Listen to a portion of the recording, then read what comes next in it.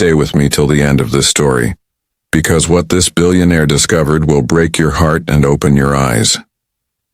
In a bustling city filled with luxury cars and glass towers, Edward Harrington, a billionaire praised for his success, froze in disbelief. His eyes locked on a frail little girl, barefoot and malnourished, her dark skin marked with dust. She wore a necklace so rare, it was worth more than her entire life. But this wasn't just any necklace. It was the one he had given to someone years ago. How did this poor child, ignored and ridiculed by society, end up wearing the very symbol of his lost past? The answer would unravel a truth soaked in betrayal, prejudice, and injustice. The billionaire's name was Edward Harrington, a man whose face often appeared in glossy magazines, praised for his success and generosity.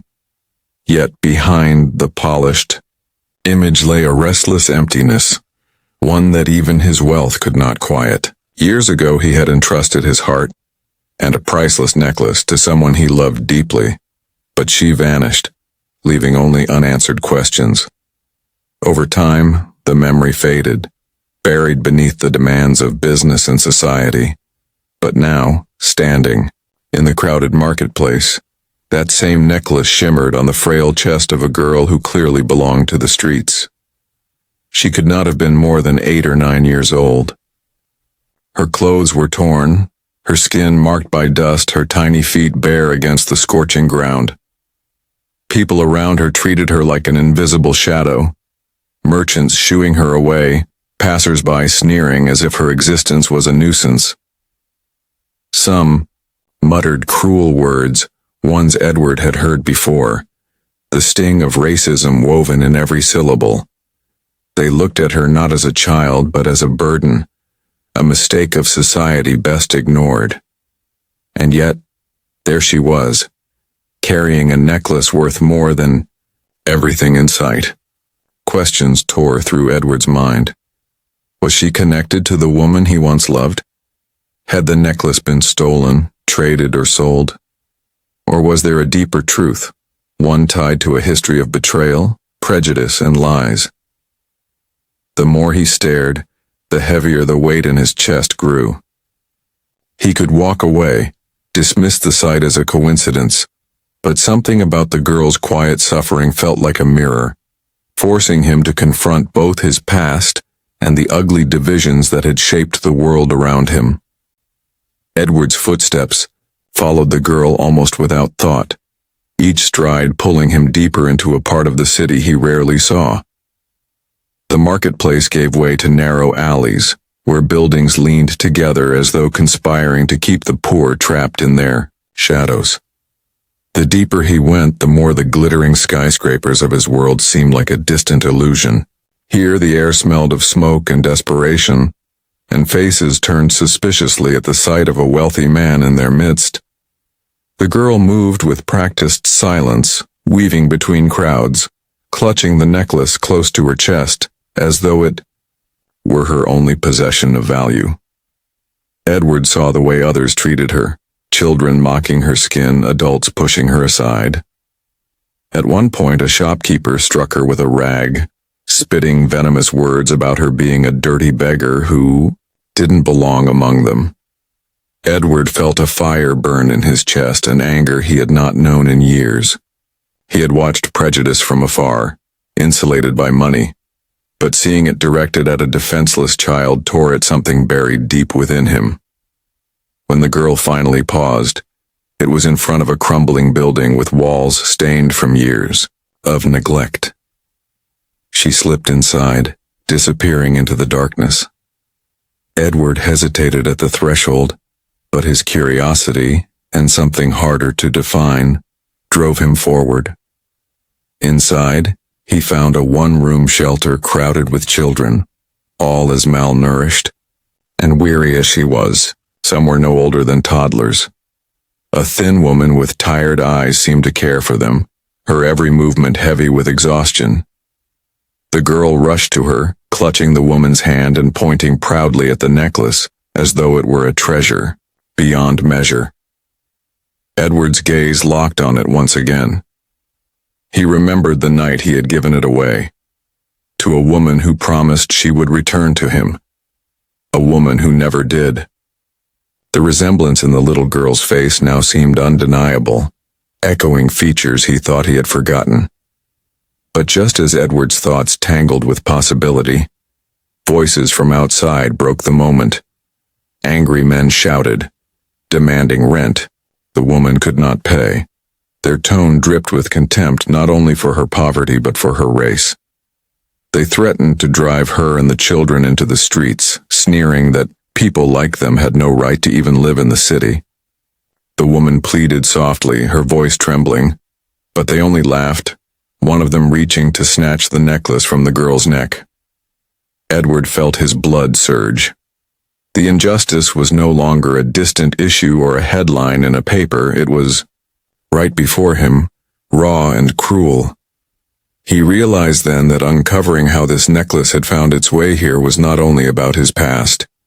It was about a present still poisoned by inequality, where children like her were treated as if they were less than human. And he knew, for the first time in years, that he could not turn away.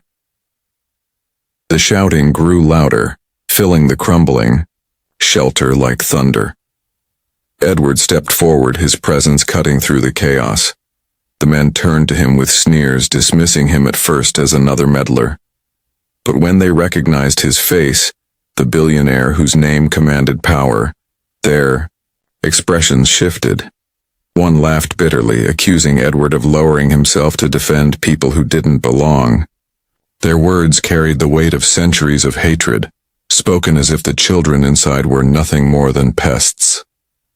Edward's fists clenched. He had built skyscrapers, signed billion-dollar deals, and faced boardrooms of rivals. But never had his heart pounded with such fury. He could feel every eye in the room on him, waiting to see if he too would turn away like the countless others who had witnessed injustice and chosen silence. Instead, he moved between the men and the children, his voice low but unshakable. He ordered them to leave. They scoffed at first, but Edward's authority was not one they could easily dismiss. Reluctantly, with mutters of resentment, the men retreated into the night, their hatred trailing like smoke behind them. The silence that followed was heavy, broken only by the children's uneven breaths. Edward turned back to the girl, the necklace still glowing faintly in the dim light. He knelt, studying her face more closely. And then, like a lock clicking open, he saw it. Her eyes, the same shade as the woman he had once loved. Her features carried the unmistakable echo of his past. The caretaker, trembling, confirmed what his heart already knew. Years ago, the woman Edward had given his necklace to had been forced to disappear, not by choice, but by threats and prejudice, from those who claimed his reputation would be ruined if he dared love a woman of a different race. She had vanished to protect him, carrying his child into a world that despised her for who she was. The necklace had stayed with them, a fragile link to a life that should have been. Now that life stood before him in the form of this little girl, his daughter, abandoned not by love but by a world poisoned with racism. Edward stood frozen, the truth crashing over him like a tidal wave. For years he had believed that the woman he loved had abandoned him, leaving him with nothing but questions. Yet here was the reality. She had been forced into silence, erased by a society that could not accept their love. And in that silence, a child had been born, his child. The little girl looked at him with eyes that carried both innocence and unspoken pain, eyes that had already seen too much cruelty for her age. In that moment, Edward realized the necklace was not just a jewel. It was a testimony of survival, a silent witness to love destroyed by prejudice, and a reminder of the injustices he had long ignored. For the first time, Edward's wealth, his power, his empire, none of it mattered. What mattered was the life in front of him, a daughter who had grown up in hunger, treated as invisible, ridiculed for the color of her skin. He knew he could change her future, but it would not erase the past. What had been stolen from her could never truly be returned. In the weeks that followed, Edward did more than bring her into his home. He used his influence to expose the hidden layers of racism that had stolen his family from him.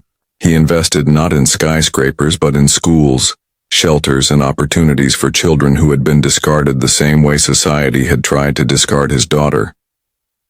Yet even as he worked, he carried the weight of a haunting truth. That his silence all those years ago had allowed such cruelty to thrive. And so his story became a mirror. A reminder that injustice does not always arrive in the form of villains. It often hides in the quiet acceptance of those with the power to speak, but who choose not to. The necklace that once symbolized love now symbolized a question that Edward, and all who heard his story, would never escape. How many lives must be shattered before society stops judging by skin and starts seeing the humanity we all share?